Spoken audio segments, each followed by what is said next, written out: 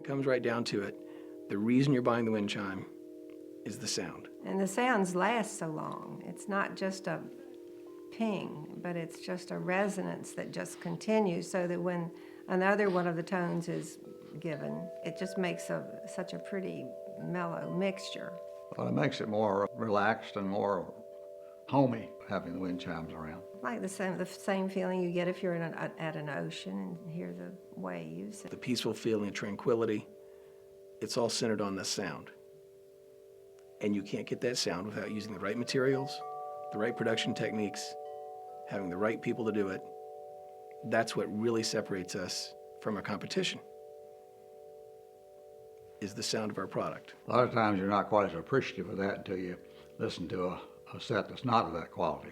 Then comparing the two, it really stands out where the quality is. In order to ensure the correct tune, each tube is a different length, and that begins with the sawing. We've calculated exactly how long each piece should be. We cut it to length, and we test it for tune.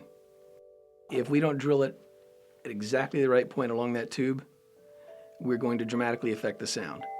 We're looking to drill that hole at a point where we do not affect the frequency that the tube generates.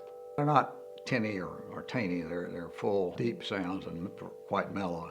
It's not anything at all irritating to hear. A wind chime can look nice, but the sound is what people are buying it for. And the cross-check to make sure that sound is perfect every time is the tuning. Before we get to final assembly, not only have we checked the tubes at the saw, but we go back after they're pinned, after they're ready to go to put on the chime. Each tube is individually hand-struck and checked with the quartz tuner to make sure that it's perfect. One of our neighbors who are good friends with us heard them, so she went to one of the local stores and bought a couple right off, just because she'd heard ours. One set we flew across the country with us.